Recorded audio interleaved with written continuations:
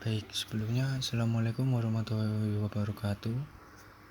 Di sini kami akan presentasikan hasil kerja dari kelompok kami, yaitu proses rencana audit sistem informasi yang berada di modul ke-7. Sebelumnya, perkenalkan nama saya Nizar Zulmi Maladi. Perkenalkan, nama saya Febrian Ismail Suni dengan NIM 2051001. Nama saya Nur Aniza dengan NIM 205100116. Seperti yang kita ketahui bahwa secara umum perencanaan audit menjadi bagian penting dari sebuah aktivitas termasuk dalam hal pelaksanaan audit. Rencana audit yang terstruktur dan terdokumentasi dengan baik mengidentifikasi dan menetapkan kriteria untuk mengukur keberhasilan audit. Proses perencanaan secara umum meliputi mengidentifikasi tugas yang akan dilakukan selama audit, alokasi tugas tersebut kepada auditor tertentu, memutuskan kapan tugas harus dimulai, kuantifikasi durasi setiap tugas berdasarkan alokasi auditor. Anggota tim dapat belajar dari partner dan tim inti yang berpengalaman. Penugasan terorganisir, dilengkapi dengan staf audit dan dikelola secara baik. Pengalaman yang diperoleh dari audit terdahulu dan dari penugasan lain dimanfaatkan secara optimal. Untuk poin pembahasan proses perencanaan audit sistem informasi, yang pertama manfaat rencana audit, yang kedua struktur rencana audit, yang ketiga proses bisnis perusahaan, yang keempat teknologi informasi yang digunakan, yang kelima penilaian resiko, dan yang terakhir perencanaan audit sistem informasi. Baik, untuk pembahasan yang pertama yaitu manfaat rencana audit. Perencanaan sangat penting untuk audit yang sukses. Perencanaan yang buruk biasanya mengakibatkan kegagalan untuk mencapai tujuan.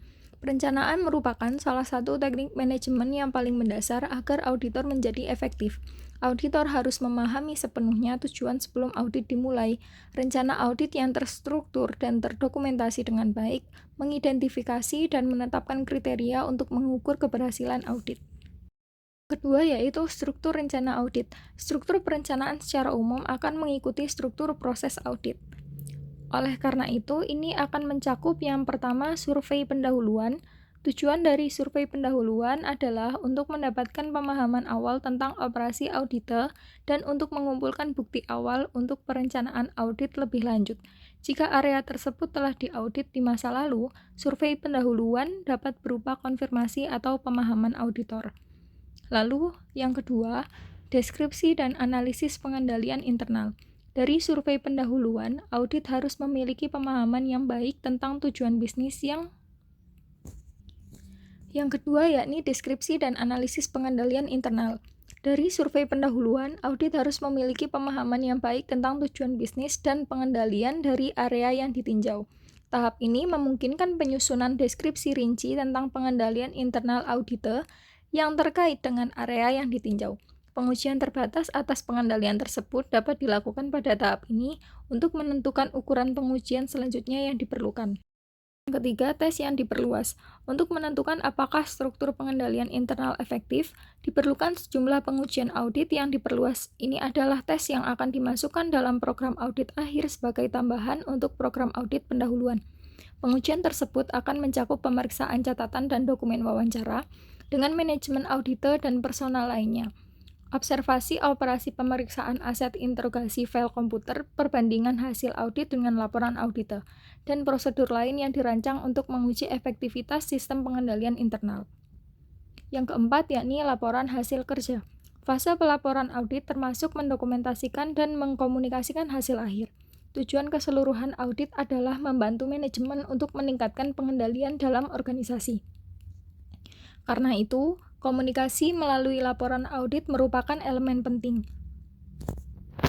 Laporan auditlah yang akan meyakinkan manajemen untuk mengambil tindakan yang efektif atau sebaliknya gagal untuk meyakinkan manajemen. Berdasarkan pekerjaan yang dilakukan auditor akan mengembangkan temuan dan menentukan perubahan jika ada yang diperlukan untuk meningkatkan pengendalian internal. Sebuah temuan terdiri dari 4 bagian berbeda. Berdasarkan temuan ini, auditor dapat memilih untuk membuat rekomendasi. Ini biasanya mengambil 4 bentuk di antaranya. Yang pertama, tidak melakukan perubahan pada sistem kontrol, di mana pengendalian dianggap memadai untuk tingkat resiko tertentu dan efektif dalam mengendalikan resiko tersebut, dan sistem pengendalian saat ini dipandang hemat biaya. Yang kedua, tingkatkan kendali dan kurangi resiko baik dengan mengubah kendali saat ini atau dengan menambahkan kendali baru. Yang ketiga, untuk area di mana resiko tidak pada tingkat yang dapat diterima, tetapi pengendalian tidak praktis atau tidak hemat biaya, untuk diterapkan auditor dapat merekomendasikan pengalihan resiko baik melalui asuransi atau outsourcing. Yang keempat, jika masih ada elemen resiko yang tidak tercakup oleh sistem pengendalian internal, tetapi pada tingkat yang tidak dapat diterima auditor, mungkin dapat merekomendasikan perubahan yang akan meningkatkan tingkat pengendalian untuk menerima tingkat resiko tersebut. Selanjutnya yaitu menindaklanjuti. Setiap rekomendasi yang dibuat dalam laporan audit harus ditindaklanjuti untuk menentukan apakah manajemen telah menerima resiko dari tidak mengambil tindakan lebih lanjut. Tindak lanjut ini dengan sendirinya akan menghasilkan laporan yang diharapkan, akan menyatakan bahwa semua masalah yang perlu terselesaikan sekarang telah diselesaikan. Dan yang terakhir yaitu evaluasi audit. Tahap akhir audit berkaitan dengan evaluasi yang dilakukan oleh auditor itu sendiri. Tidak ada audit yang selesai sampai proses audit penuh telah dilaksanakan. Ini adalah kontrol penting dalam fungsi audit itu sendiri, bahwa penilaian mandiri dilakukan di akhir setiap proyek audit. Selanjutnya yaitu untuk proses bisnis perusahaan. Rencana audit strategi teknologi informasi harus ditentukan oleh model bisnis yang mendasari organisasi. Setelah model bisnis dipahami, auditor akan memiliki pemahaman yang lebih baik tentang bagaimana teknologi yang akan digunakan untuk memenuhi tujuan bisnis. Proses bisnis dianggap bagian penting jika kegagalannya akan menghambat organisasi untuk mencapai tujuan strategis.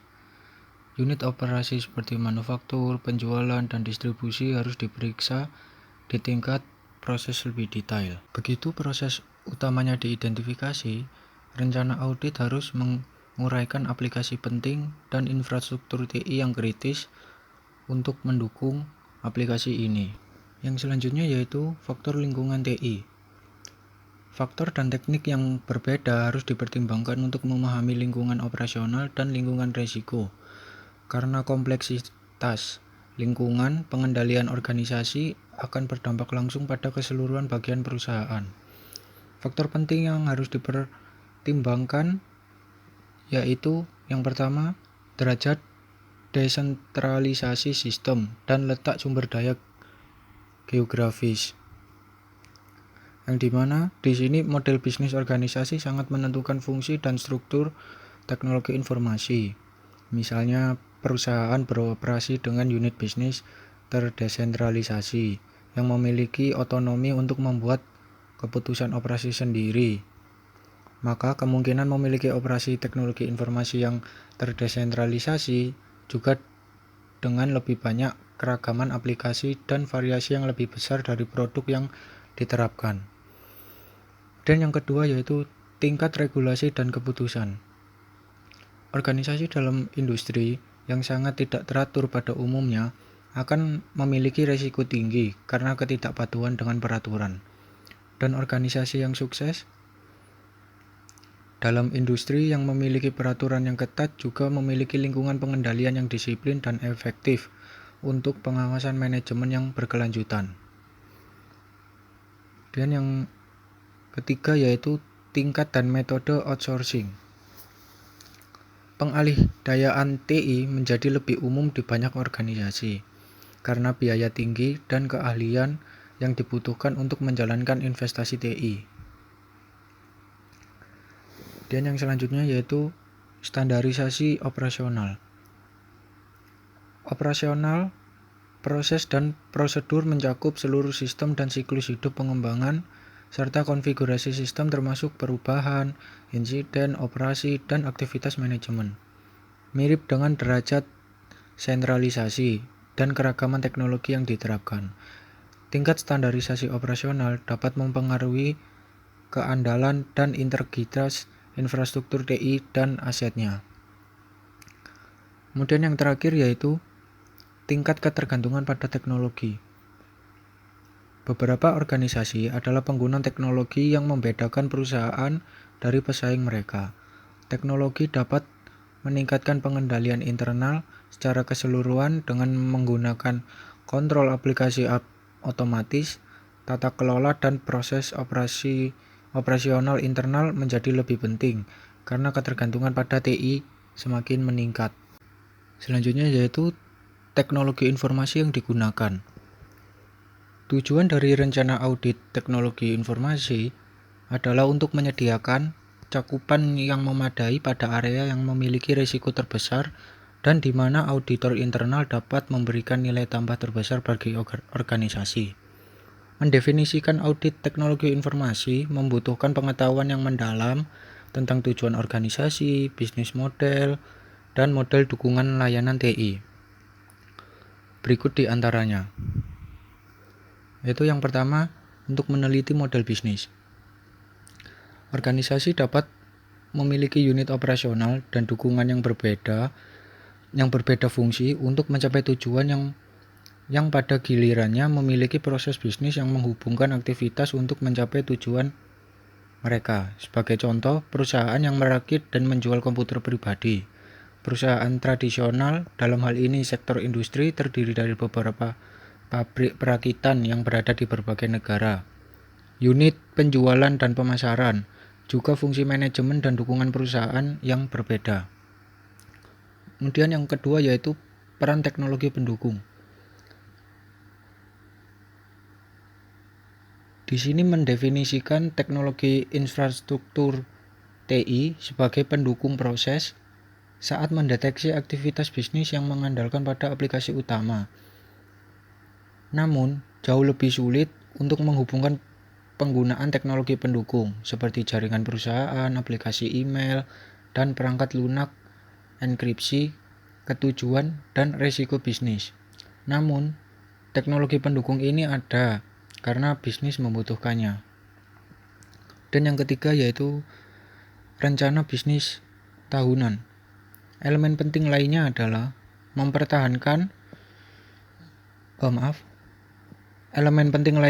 mempertimbangkan rencana dan strategi bisnis tahunan organisasi. Pengoperasian rencana dapat memberi auditor informasi penting tentang perubahan dan proyek yang mungkin dikejar di masa mendatang.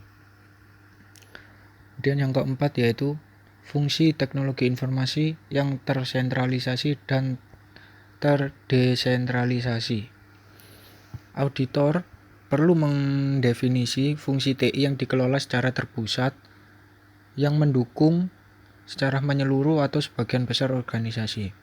Fungsi terpusat adalah kandidat yang baik untuk audit di dunia audit TI dan mencakup desain jaringan dan administrasi keamanan, administrasi server, serta database manajemen.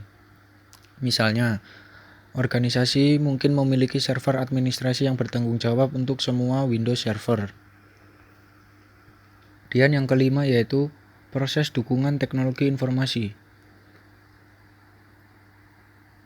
Di sini maksudnya, jika organisasi memiliki fungsi TI yang terdesentralisasi, memiliki proses dukungan standar, maka organisasi berusaha untuk memahami organisasi dan pentingnya memiliki proses dukungan standar di seluruh unit operasi mereka terlepas dari model bisnisnya.